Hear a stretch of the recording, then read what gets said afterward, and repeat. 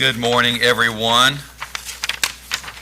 Feels like it's been a year since we were last here together, at least a different year. Welcome to the Monday, January 5th, 2026. I see that we have 2025 on our agenda, so apparently we haven't turned the Rolodex over yet to be in 2026, but we'll make sure that gets corrected. We are streaming live on City of Madison YouTube channel and also archiving the meeting there. Clerk, may we have roll call? Carl Eaglin. Here. Bob Courtney. Here. And Dave Carlisle. Here. All right, Board, have you had an opportunity to review the minutes from December 15, 2025? If so, we'll entertain a motion to approve. Make a motion to approve the minutes as printed. I'll second your motion. Okay, any discussion? Hearing none, all in favor, please say aye. Aye. Any opposed? Thank you. We'll move on to claims. Mayor had an opportunity to review our claims today.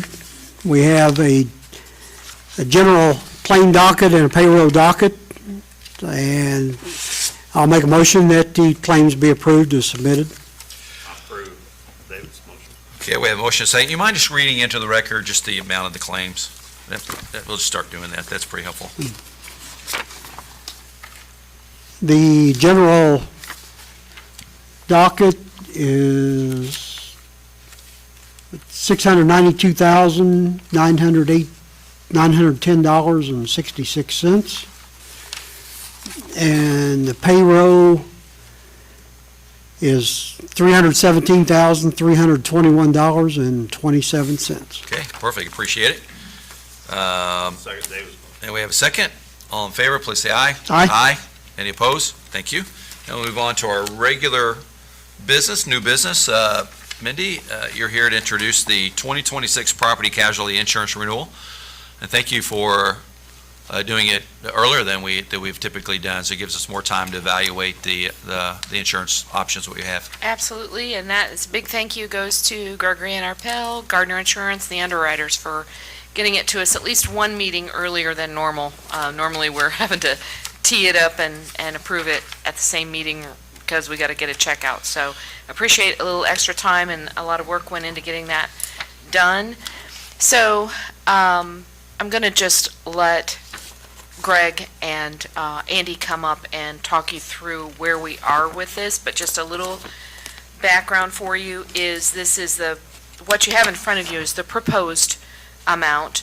There were some questions that Greg had that he was going back to the underwriters on, and they were all out for the holidays. So I'll let him update you on that. So this is most likely not the final amount, and this is a little over 11% increase as it stands. I did budget, I think, for a 15% increase, so we're fine. In the room. Just kidding. He's on our side. Did you say 7.5%? Yes, that's what I said. So anyway, I think we're in good shape, but we just need to iron out a few more of the details on it. So I'm going to ask Greg and Andy to come up and talk through what they need to talk about. Good morning, guys. Thank you and welcome back. Good morning. Happy New Year. We know that y'all work very hard every year on our insurance options, and it seems like it gets a little more challenging every year. And of course, we always have more claims throughout the period of time. And in the past year, we had some insured, or I should say named storms or storm flooding and so forth here that makes your jobs a little tougher. It does. Thank you, Mayor and Board. Appreciate you having us today. As Mindy kind of alluded to, one of the big focuses or goals that we had this year, as always, is to try to give you plenty of time to make good decisions on your insuring options for property casualty and also your cyber, which is also up for renewal as well. And so it kind of came with the cost, which it typically does get in front of you today. We're still tidying things up, as Mindy noted. But essentially, from a pricing standpoint, we certainly have more than enough to talk about today to allow the board to make some decisions, whatever that might be. So with that being said, I've got Katrina here. I don't want to leave her out. She does a lot of work on the city's account. As most of you know, she is awesome and working on a lot of those changes as well with Andy's team that Mindy alluded to. So I kind of want to go into the good news, which we don't get to give a lot of that, but one of the things I see as a big plus this year is we're not looking to make any changes in your property or liability carriers, which we've not been able to do the last several years. Just as we navigated the hard market, we've had to go out and find other options from one year to the next at times. So nice to kind of build some continuity. Selective Insurance is still offering on the liability, and Chubb's still on the property. And Andy can elaborate on some things as we get a little further if need be. But Travelers still offers your crime, and they're also offering on cyber. So you have some cyber options this year we wanted to talk about. So kind of nice to see some options in that world which weren't always available. So kudos to the city and Mindy, as always, for the work that they put into this renewal. Again, it's kind of, I think she made the comment that it was a little bit easier on her this year, and that kind of speaks to that continuity and building a relationship with Selective and continuing that with Chubb as well. So with that being said, because of the no change in carrier, I kind of wanted to hit the changes from previous year's terms. So I want to kind of move to, find the page for you. Before I do that, any initial questions? I know Mr. Carlo had shared with me the 2008, 9, 10 premiums. I think we're all a little jealous of those these days. But other than that, are there any other questions that anyone has before Just we to finish? give a market overview, it sounds Yep. very good that our current carriers are still in the space and quoting the business for municipalities. Does that mean that, does that reflect stability or some other factors? Yes and no. Stability for the city based upon the current loss experience. So it's so directly tied to the public entity and the losses they've incurred or experienced. So stability is really only achievable with the same carrier partners when losses are managed. And so, again, kind of a feather in the cap of the city for doing a lot of the risk mitigation efforts that I've seen from my side of the desk. With policy and procedure, with just communication awareness. I know the city conducted, we had IPEP, work comp carrier in this year, for example, and they did a awareness training on several different topics. Charlie Vaught from Gregory and Appel and Andy, of course, are always providing risk control. I know a lot of policy and procedure have been worked on in preparation for this renewal. So all of those things are very important as you kind of get into and you experience losses and how we're able to defend those. So the city's done a lot of work there. So we don't always see that, and it's not an instant gratification type of thing. So that's what creates this stability, Mr. Mayor, is when you have a loss experience that is in agreement with the company's underwriting standards, so they can remain constant and consistent with you. From a property standpoint, again, any of these statements could change tomorrow. We all know kind of the exposure that's in public entity. That's where the volatility comes from. City does an awful lot on a day in and day out basis. And so that's kind of, we have to find that carrier that understands those risks and is able to provide it. As far as the market itself, it really hasn't calmed down. I'm just glad to stand here and say it's calmed down for the city this year. So that's, again, more of a product of what how the city's performed, but it's also a reflection on the stability of the carrier. Yeah, thank you for that. Appreciate Andy, it. did you want to add any to the market?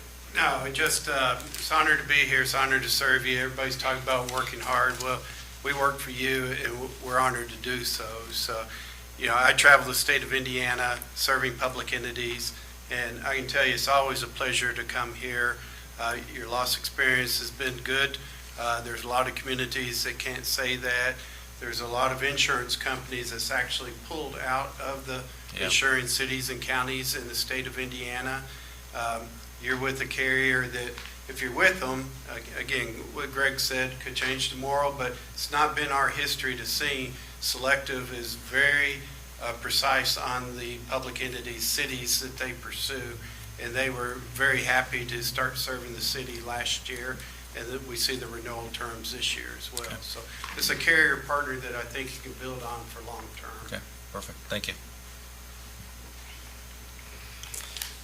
It's The your- 11% increase, did the flood affect our rates a little bit, or any, or? It's hard to say it didn't affect it at all. There was not a direct result in your rates, your particular account, as far as, any loss across a company's book is going to have some impact.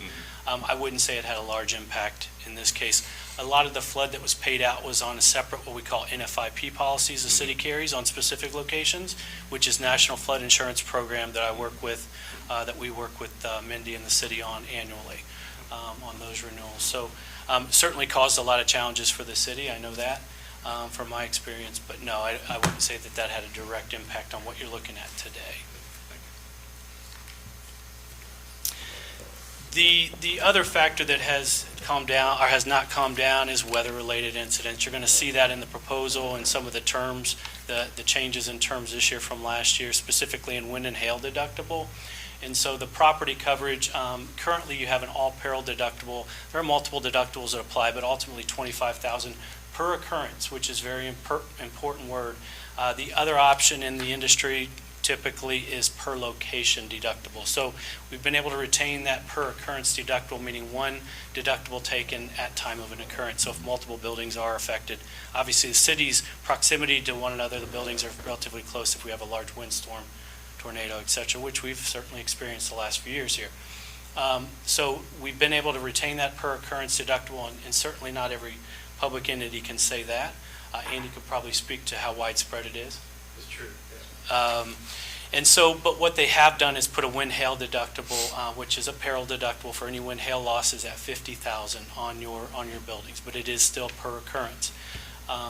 You also have a discharge of water deductible at $50,000, which the city experienced that loss this past year. So there are, again, there are multiple deductibles on your policy, but from our perspective, industry standard and what we're seeing, we were very pleased to be able to retain that. And that's a product of the loss experience the city's had in the last several years on property as well. So so that is a change in terms from previous year. I want to move to page, let me get there.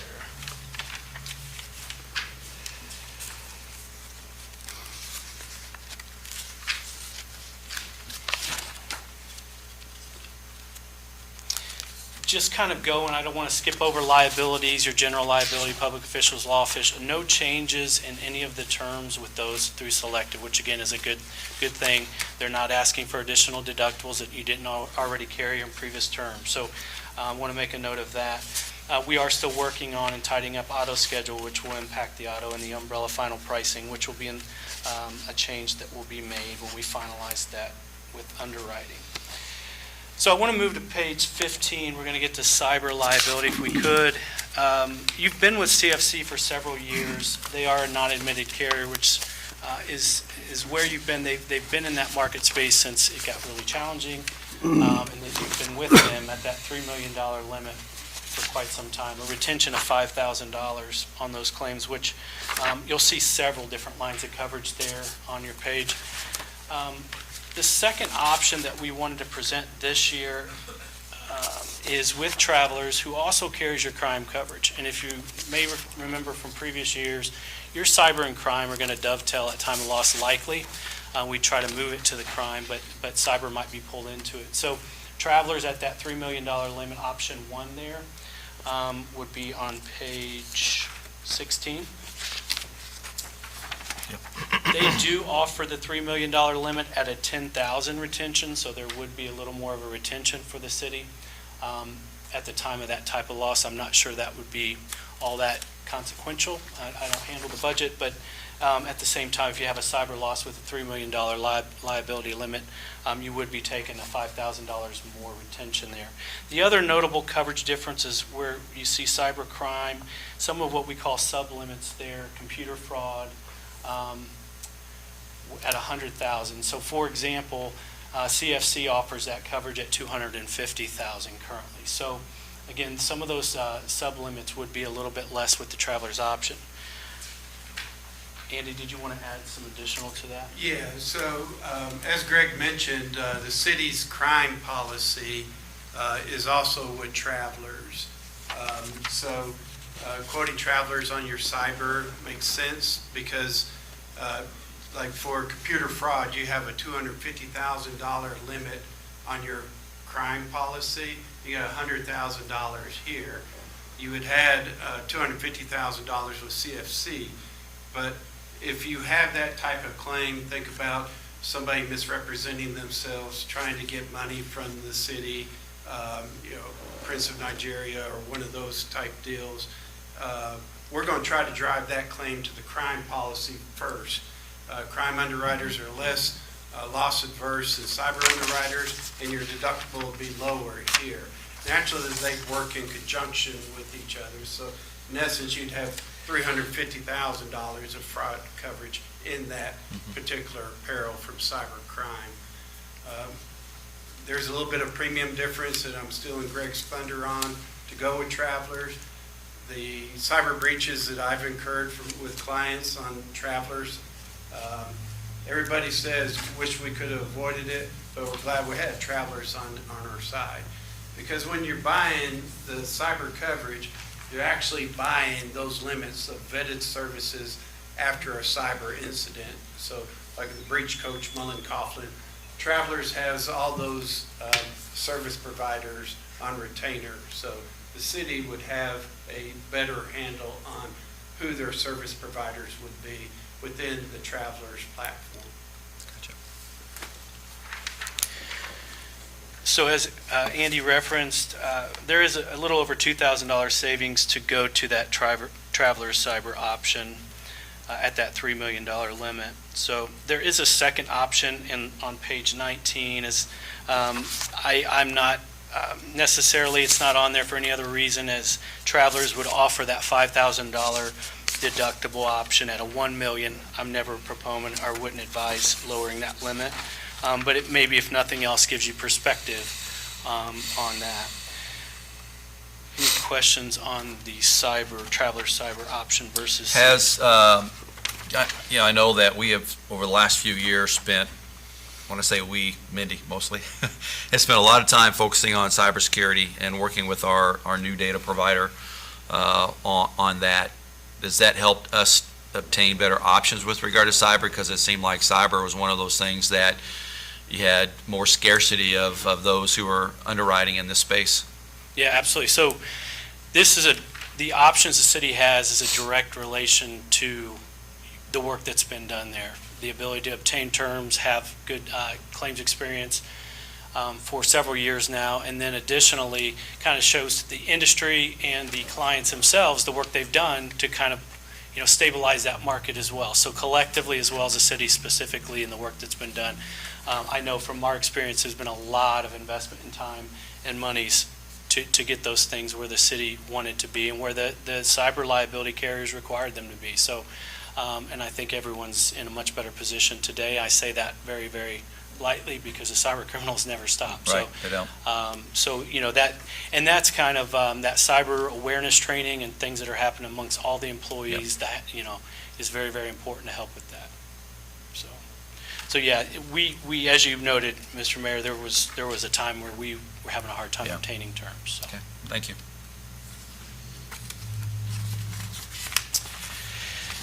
So I will move to page, if there are no additional questions on cyber, I want to move to page number 21 if we could. I want to be sure that I've hit, these are some of these discussion points. And the second of which we just kind of touched on with Travelers. The MFA is a big part of a requirement there, and again, that's what the city has complied with, multi-factor authentication. So the $50,000 when inhaled deductible, we discussed that. And then selective, again, there's been a lot of work on policy and procedure to comply with the third bullet point there.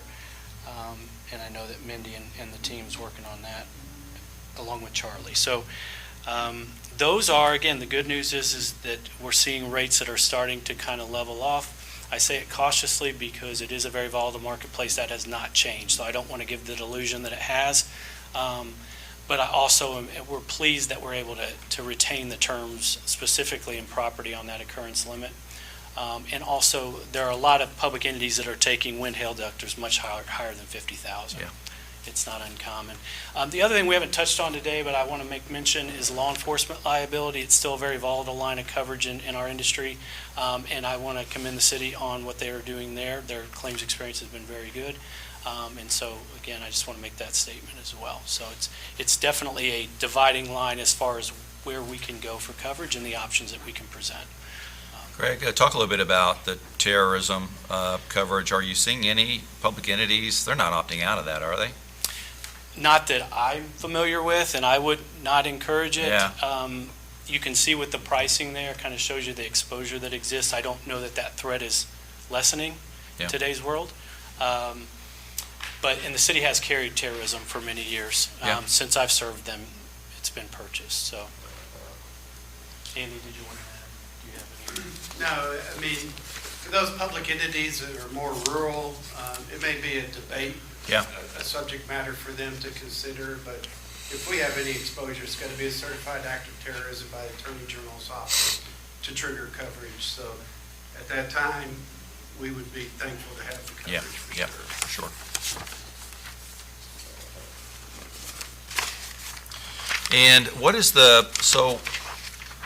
is Chubb still a underwriting part of our coverage? The property. You're doing the property, okay. Correct, yes. Yes, and Selective has the liabilities in your auto. Okay, And then Travelers has your crime, and then they're proposing cyber as well. okay, gotcha. Greg's absolutely right there too about other public entities. A growing trend here in the Midwest is the wind hail. I mean, we had a hurricane loss in Indianapolis of all things. It was deemed a hurricane. So the wind hail aspect is very prominent in the Midwest.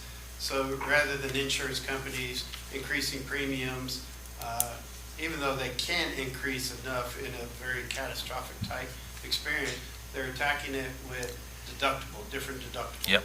And we're seeing per occurrence, we're seeing per building, and we're actually seeing percentage, 1%, 2% of the building value per building.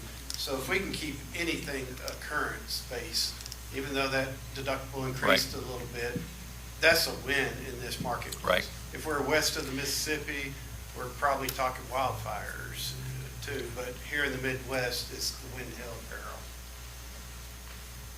Good deal, thank you.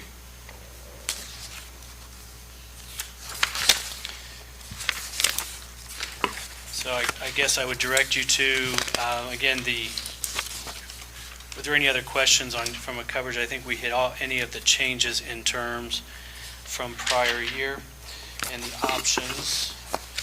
I guess we can move to the summary page. Let me find it. 19, thank you. There we go. And again, you'll see some stars there where, again, we're tidying up. We really felt it was more important to get everything in front of you to give you plenty of time.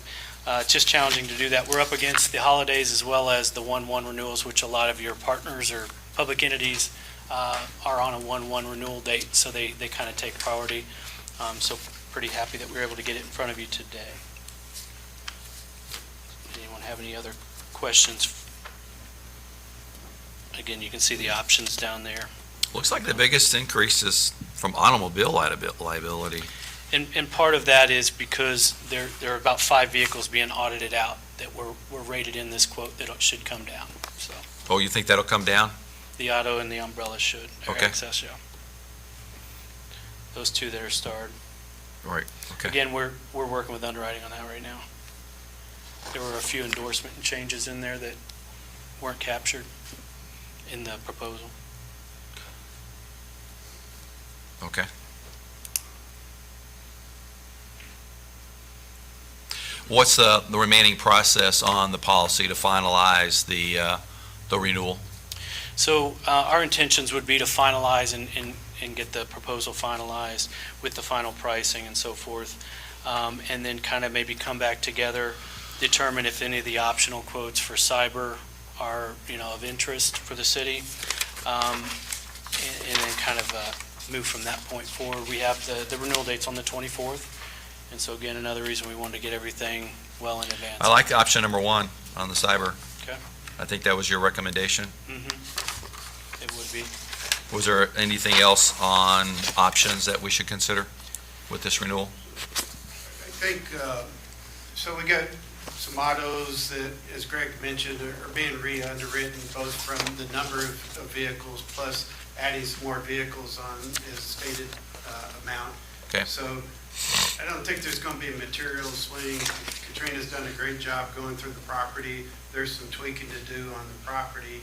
So I don't think there's going to be a huge material swing here. Okay. We just need to get all these as firm as possible buttoned up. So, Sure. the Board of Works actions, we combine coverage, but we'd like to get that.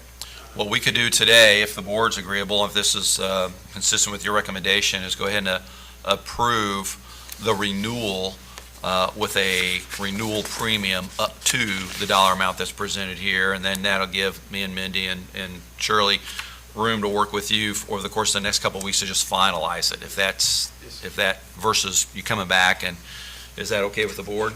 And we can go through the rest of this. Mindy, is that your recommendation? I have one question, and it's for you guys. The renewal amount is budgeted plus a little more. Are you comfortable with them approving up to that number? Or should we ask to approve up to the budgeted amount? Since I'm being put on, I just I would- have some things moving I on. would like a little range in here if possible, but I don't need that range to try to beat the heck out of it. We work for you, and we're going to Yeah. keep that premium as low as possible, but I think it'd be good to have a little bit of range, a little bit of. Would 475 be, I know that's not much, but is that enough to work with? Yeah, we've got 485 in the budget. Andy's more comfortable at 480 if the board is. comfortable Okay, with 480. We'll work to beat the heck out of that, Mayor. Yeah, I appreciate that, thank you. I'll make a motion that we approve the renewal with a maximum premium of $480,000 to be finalized and executed by the mayor with the insurance. I'll second the mayor's motion. Any discussion?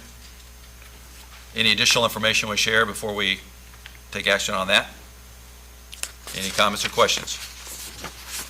Hearing none, all in favor, please say aye. Aye. Any opposed? Thank you. Thank Thank you. you both very much, appreciate it. Thank you, appreciate it. And we are at the beginning of the year, so we have another major project that we're going to be working on in addition to several others, but Hannah is going to talk about website redevelopment, which is always so much fun. Yes, and unexpected, actually. So in November, we received an email from our current website host that they will no longer be hosting websites. They're going to continue their payment software, which the water department uses, but they won't be offering website support anymore. We were given an option to move over to a company that they're kind of just migrating everyone over to, but it is very basic websites and not fitting of what our community needs.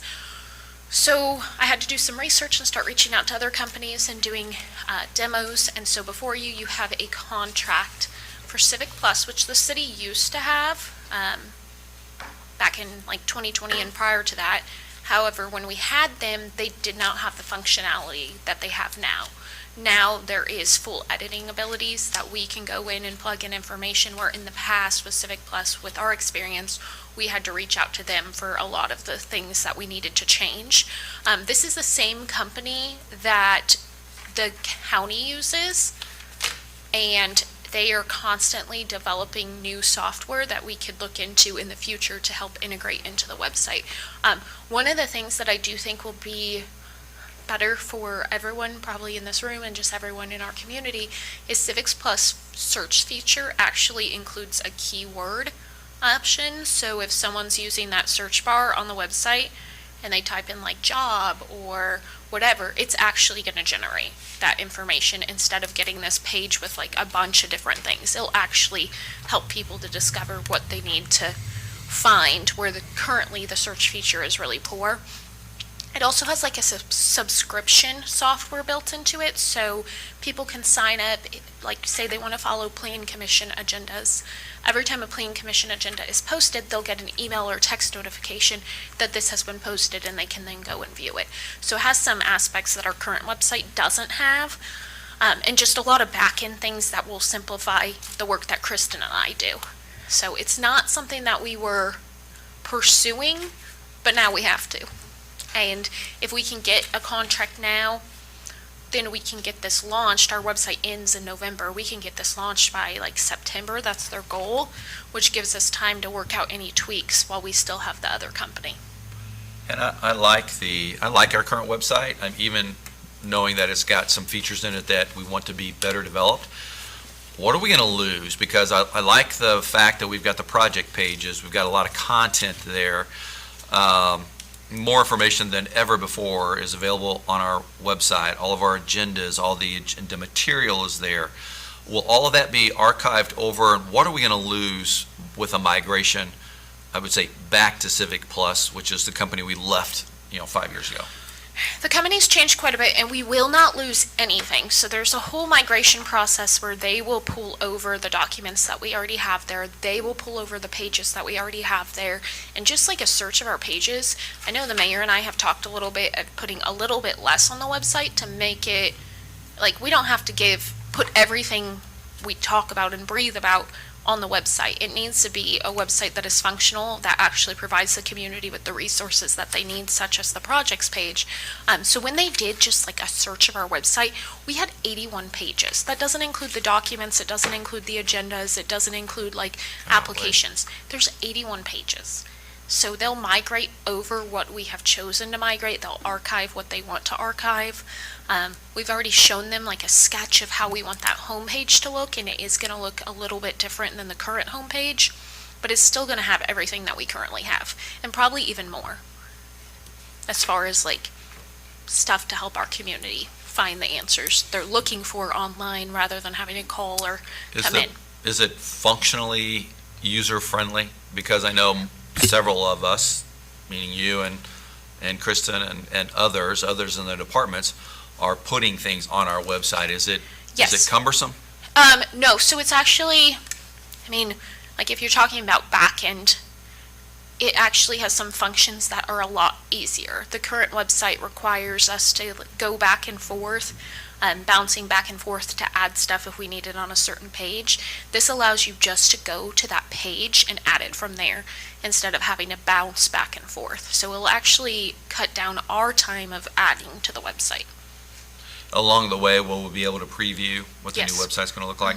Yeah, there's a whole Demo. process of what it looks like in that contract of like, okay, these first 2 weeks, this is the focus, and then it goes on from there. Just like Do you want to outline the premium for the, I think it's on page 20, the investment proposal? Yeah, so the first year we're paying just under $30,000, which is a lot, an unexpected Yeah. cost, but that is the complete build out. That is them taking what is on our website now and transferring it over. I won't have to do that, which is nice because that is really cumbersome. And when we moved over to the current website that we have now, we did unfortunately lose some stuff and then had to go through a weird process to get it back on there. But they should be able to get it all transferred over for us. And then they have an archiving feature that will also be there. So like we don't need to keep minutes there from like 30 years ago, but there's archive options as well.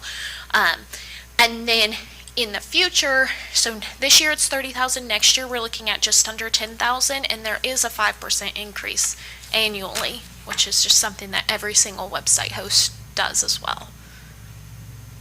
And then one feature that we did add on, and it is included in here, is just they have an ADA compliancy software. So instead of us having to like make sure we're perfect, one thing people don't think about is like if we put an image on the website, I have to type in detail what that image is.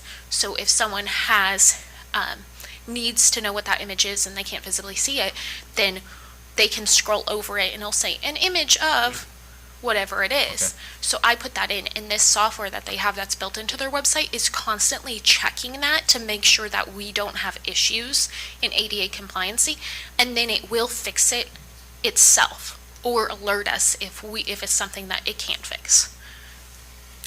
Will this also be a little easier with the golf course records and payment like with Golf Now? That is different. So Golf Now is different software. And the golf course website is a different software. So we can't use that? So is that through, I think what he's really saying is, that's a good question, if someone wanted to sign up for parks activities, whether it be enroll their kid or campground or reserve a tee time, They're still using that software. that's through Which, the rec. yes, which Yes. we have embedded Yeah. into our website. There's a link. So if It'll you link you to that. It will. It's different Yeah. different Okay. platform. And one thing that I do want to do, you'll have the bar across the top right now. We have like government, boards, those sort of things. And one thing I do want to have on this new website, and I've wanted to for a while, is have a Madison on the Move tab, where it'll have like the city projects and just things that fit under that Madison on the Move that are kind of like in weird spots, because we've had to find spots for them. And then I also want to have it actually on that homepage, Parks and Rec, popped out to its own, because I think it is its own beast, separate from like the other, like communications department and planning department. So I think that will help people to navigate it better. But yeah, the campground has its own software. Yep. Roger does whatever it is for the golf course, Golf Now, and then he has a website platform, which we could change to this one if we needed to. And then Rec, which is for parks programming, they have their own software as well. Brown Gym and those kind of things. Crystal Beach. And then they do have something that we can add on in the future if we want to look at it. It is called C-Click Fix. It's an additional cost, but what it does is, like, say someone's out in the community and they see overgrown grass, they can go onto an app and report that, and they can actually integrate that in with OpenGov. So that's something we may explore in the future. So like a neighborhood nuisance. Well, Right. not necessarily, because they could also report like, hey, my trash has been missed, or Yeah. there's a We dead have those animal in the capabilities road. now, and you're saying we'll keep those capabilities or maybe improve them? If we, Report an issue? yeah, the report issue is not the greatest. It's not very user-friendly on your cell phone. So eventually, I'd like to look into that platform where we can do their C-Click Fix. It's better, like even their websites are better on a cell phone. And most of our community uses a cell phone. About 60% uses their cell phone over their computer. And will So- there be training involved with this when they do come in and take over in September? Yes. So Well- everybody on the station will get training and Whoever needs training will be trained on it. So not everyone needs training on the back end of the website. And then once we adopt it, we'll do just like a presentation of like, hey, here's our new website and here's what you can expect. But it won't be a hardship on our community, and it won't be a hardship on staff. and a couple of site managers will be in your department. Yeah, Kristen and I mainly manage the website. There's a few others who have access to certain pages, like Yeah. the planning office actually can edit their pages, just because they have so much going on in there. And then Jenna also has some access for documents, so we'll get those all assigned out accordingly. Looks like a lot of work's already gone into preparing for this for 2026. Dave? I just had a question about the cost, the investment. The $29,000, is that an initial cost Yeah, that's the initial for, cost for for the website. developing Yeah, and- and it covers this year's, like it'll be for this entire year. So that is like for the year of having it. So it's the initial cost to develop the website and then a year of having the website. And- So, and what's the yearly cost? just $9,400. around 10,000. Yeah. And how's that compare with what It's- we're paying now? It's more expensive, but we don't have any other option. Yeah, right. All websites are about this cost now. We were lucky with eGov because they were a lot less expensive than most website software companies. But there were some struggles with them, and then lately we have seen their customer service. So if we have an issue, we're not getting responses like we used to. Yeah.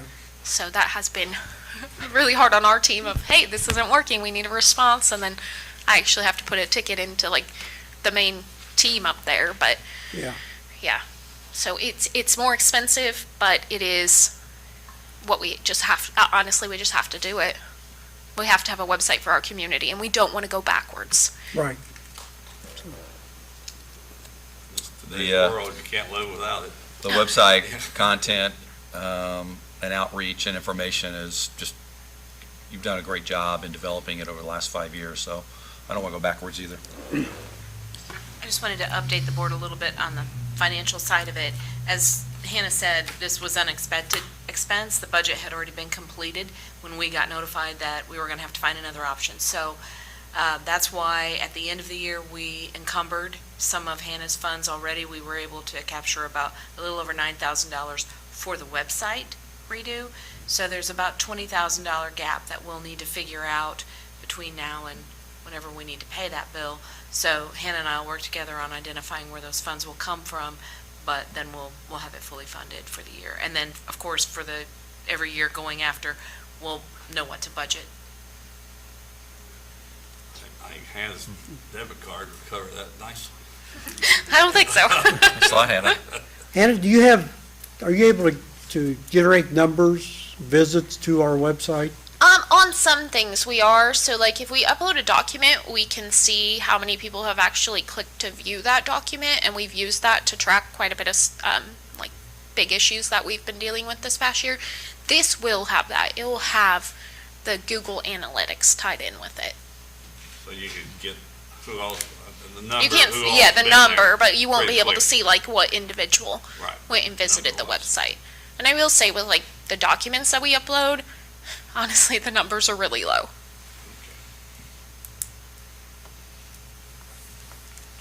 Well, I'll make a motion, we approve the municipal website, Central Civics Plus.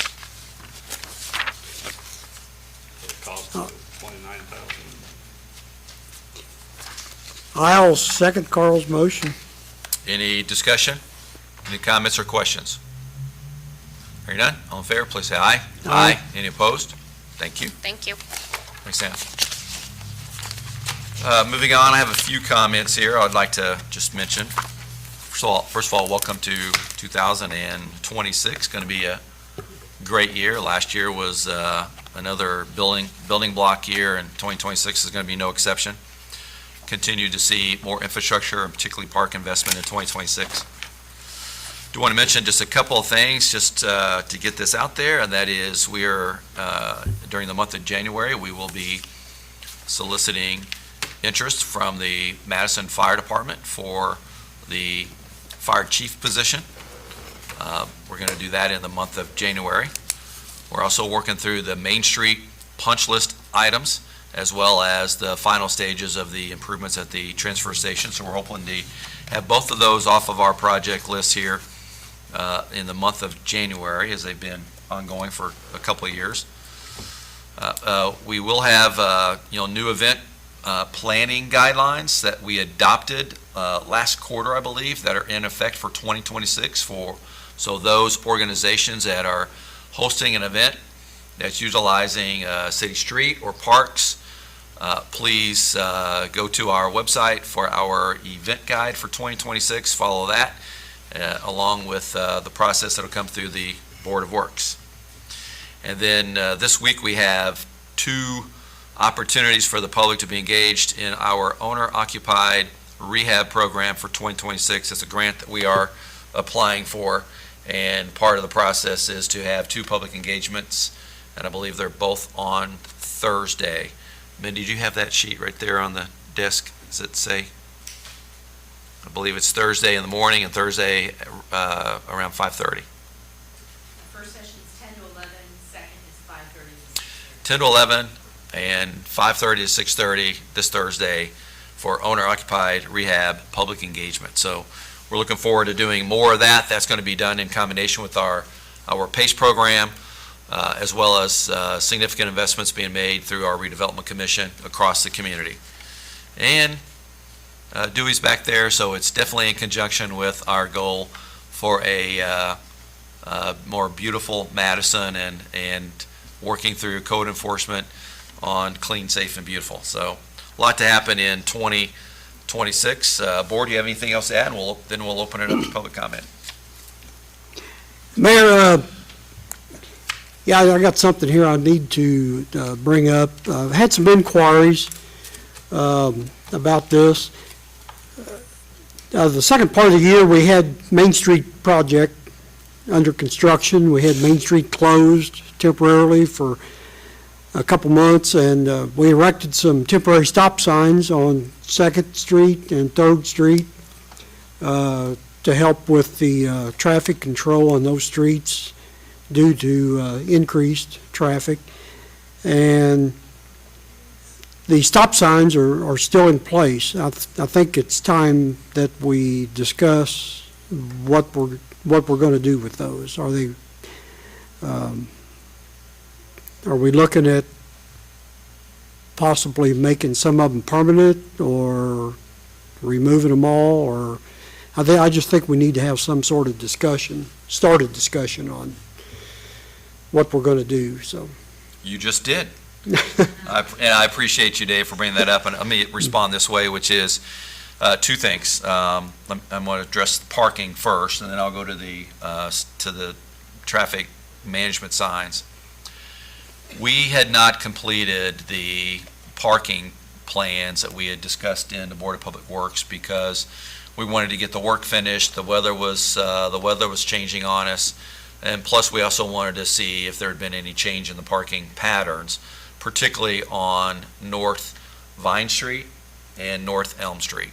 So we've been collecting some information, and there'll be another discussion to have relative to parking, but you probably noticed when you were down there, we didn't restripe those areas because the pattern of how people park down there is a little bit different than what our ordinance says, as well as even what our recent parking plan proposal was. So we want to have some more discussions about that. On the parking, you're correct, we've left the signs up in most places because we've also gotten some feedback that people think that the streets are safer because those temporary signs serve a function. In addition to managing more traffic that was coming off of Main Street to Second and Third in particular, they found that it slowed the traffic down, and then we had some council members reach out to us about whether we should consider leaving some of those some of those traffic signs in place. So we're having that discussion internally on what to recommend to the Board of Public Works and council, but we'll do that this month. Okay. It's a little bit of work to put in a parking sign. It's not just the temporary nature of it, it's the permanent nature of it, so it's a little bit of work. So, but I think it's a fair question, and if anybody has feedback on it, feel free to share that with us, and we'll work through a proposal this month. Well, I wasn't sure whether it was something this board was going to consider or the council traffic committee was going to take under advisement, or, where we were going with it, so. A little bit all of the above. I think we need some more input from our council, and any action that we do will come through Board of Public Works and firm up the recommendation to council for an ordinance change. Okay. Any other comments or questions on that? Anything else? No, I'm good. Carl? Moving on with the agenda, we have public comment. If there's anybody here who would like to address the Board of Public Works and Safety, please come to the podium and provide your name and address and your remarks, please.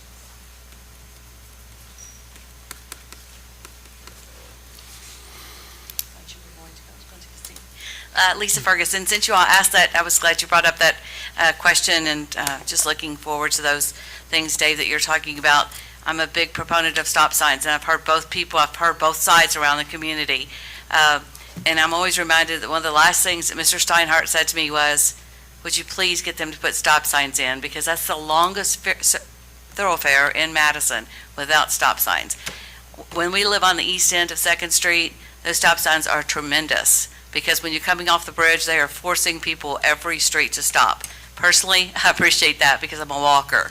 And that corridor where you're talking about, where there was not stop signs for years, Mr. Steinhardt's, all the way down to Broadway, is a fast-paced place. So if you're asking for public input, I love the stop signs. I think it's slowing people down. I talked to my aunt down on Mill, and she kind of feels the same way. It's purposely making people come to a little bit of a stop.